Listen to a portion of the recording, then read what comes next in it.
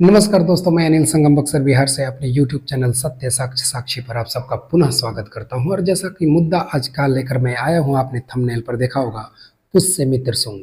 इतिहास का एक बहुत ही विवादित और चर्चित हस्ती का नाम है पुष्यमित्र सुंग। इस पर हम समीक्षा शुरू करें इससे पहले मैं उन तमाम भाइयों से अनुरोध करूंगा कि किसी भी निर्णय पर जाने के बाद और कमेंट में कुछ भी कहने के से पहले आप पूरे वीडियो को देखें और तर्क संगत इसको समझें, और इसका अगर कोई प्रमाण, इसका कोई आपके पास कट पॉइंट है तो बिल्कुल आप उसे पेश कीजिए और मुझे गलत करार कीजिए। मगर बिना मतलब के कोई भी कमेंट पास कर देने से आपके निचले स्तर का पता चलता है, आपके विवेक का नहीं।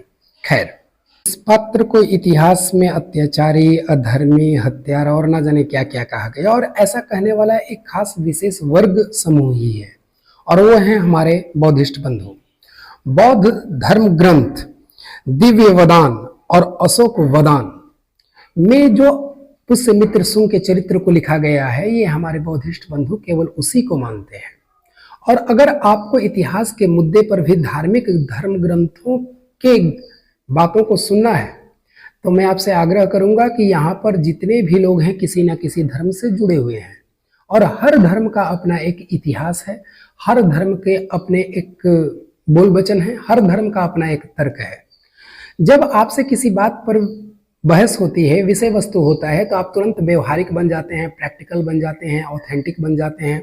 आप इतिहास के मुद्दों की बात करते हैं, आप इतिहास के तथ्यों की बात करते हैं, आप विज्ञान की बात करते हैं, और इतिहास को क्रमबद्ध अध्ययन करने के बाद जो तर्क निकल कर आते हैं आप उसकी बात करते हैं।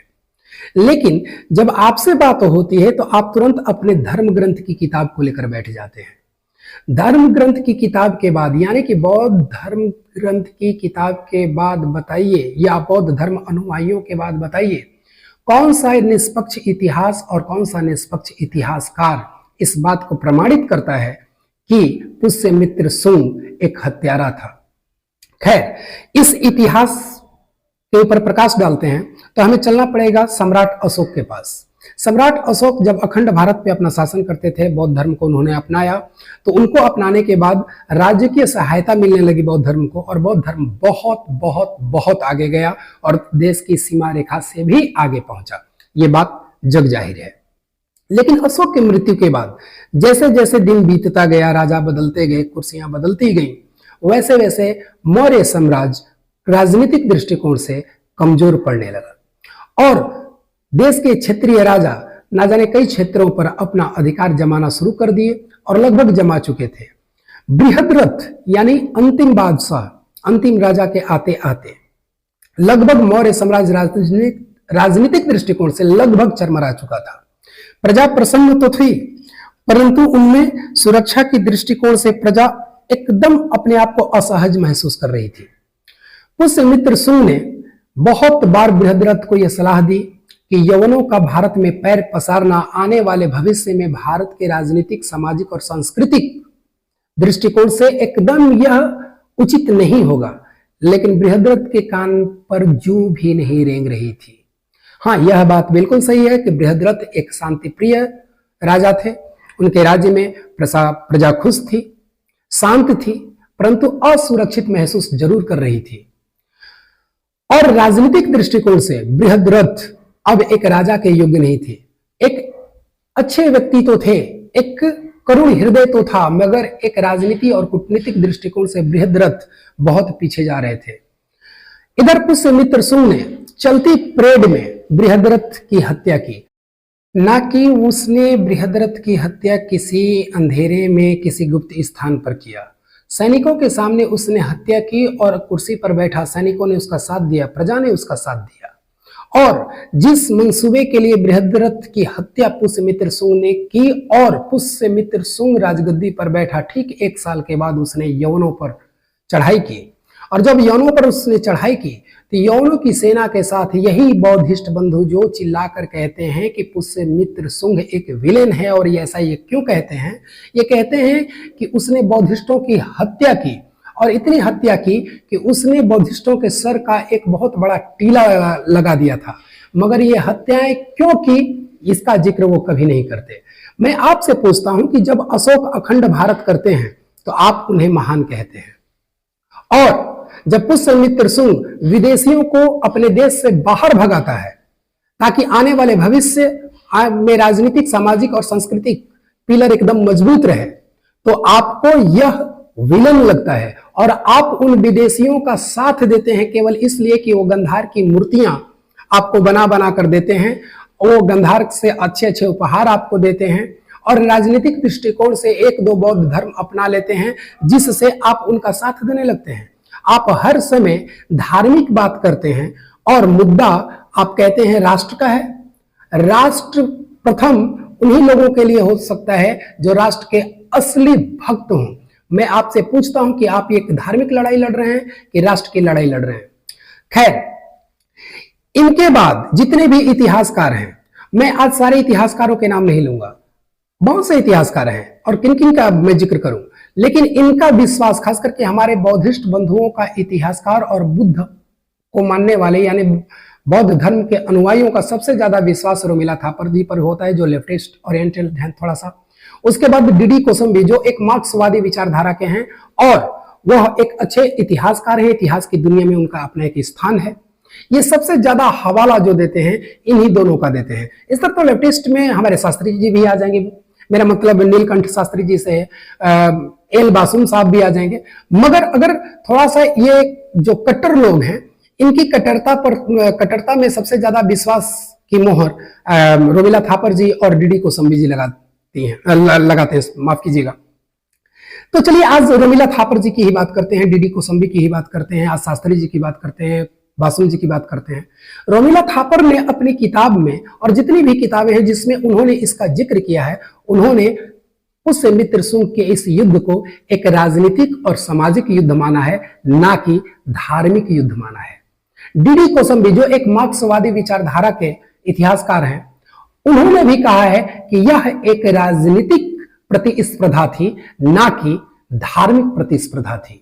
यदि पुष्यमित्र शुंग यूनानियों को पैर पसारे, जो कि गंधार से चलते हुए आकर यहां पर मथुरा तक फैल चुके थे, उनको भगाने में उसने जो भूमिका निभाई, जिसके कारण उसके चाहने वाले यानी भारत के चाहने वाले उसे सीमा रक्षक का दर्जा देते हैं और हमारे बंधु जो हमारे बौद्धिस्ट बंधु हैं वो उसे हत्यारा कहते हैं। हत्यारा इसलिए कहते हैं कि इन्होंने यूनानियों का साथ दिया और यूनानियों के साथ देने के कारण पुष्यमित्र शुंग ने उन्हें भारत का शत्रु माना और पुष्यमित्र शुंग ने उनके साथ वही व्यवहार किया जो उसने यूनानियों के साथ किया, जो एक राष्ट्रभक्त को करना चाहिए।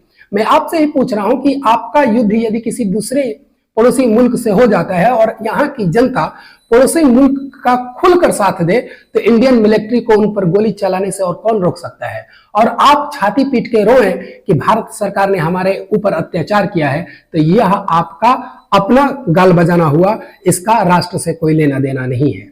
यानी कि इतिहास से लेकर इतिहासकार, ऐतिहासिक प्रमाण कोई भी इस बात को नहीं मानता।